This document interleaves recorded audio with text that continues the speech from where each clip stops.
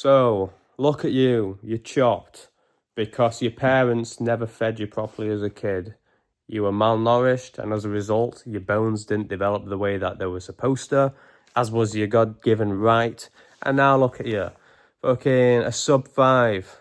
Does this feel like you? It's me too, don't worry. I'm just here to say this is something that essentially affects almost every single person in the West to some extent. It's just how much. It's not if you were or not, it's more how much were you affected by this. And I just noticed a lot of resentment towards parents and things because of it. And I understand it. Like when people realise, especially kids who were brought up vegan, when they realise the damage that's been done to them, especially when it's too late and they're grown-ass adults and they can't really do much to fix it. I understand the hatred and shit. But it's pointless. First of all you're going to do, you're going to resent your parents for things they never knew. They were victims too. They were malnourished. And their parents before that were probably malnourished too. This is, at least since the World Wars, this has just been an ongoing thing. But realistically, for millennia, fam, ancient Rome had balding people. Like, they ate grain sludge. You couldn't have an empire the size of ancient Rome without feeding people grain sludge. Otherwise, there'd be no animals left. I'm not saying it's good. I'm not defending grain sludge. But I'm just inviting you to approach this with a bit of nuance and understanding. Your parents generally most likely tried the best they could to try and help you. And none of the things they did were intentionally to deform or harm you. They may have been poor and generally not been able to afford much better food, and they just did the best they could with the cards they were dealt. For fuck's sake, boys, even billionaires raise the kids on absolute goyslop these days.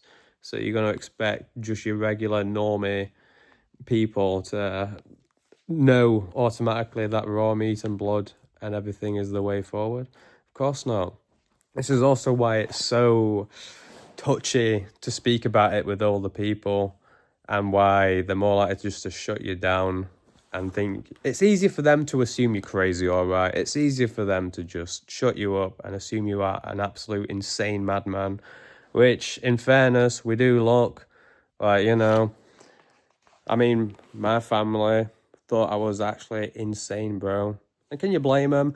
Everyone over life since they were kids has been telling them a specific way of how to approach and see food. And me, with no medical qualifications, just randomly one day starts eating raw meat and doing all this crazy shit that they've been convinced will kill me, basically. And I'm just so confident with that. No, this is healthy, this is good. And literally all their life they've been told this bag of lies. And I just look insane. I've got no studies. Obviously, we all know here that studies are bullshit anyway, even if they supported my beliefs.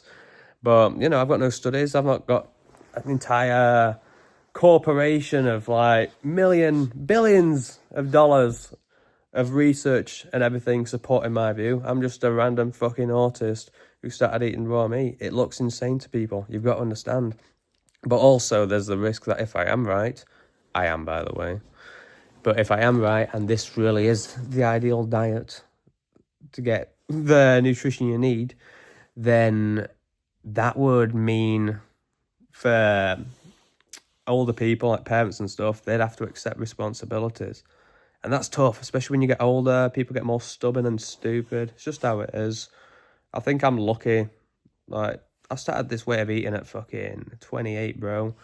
I dabbled with it when I was like 26, 27, but 28. Most people are they're already mentally dead by then. They're stagnating.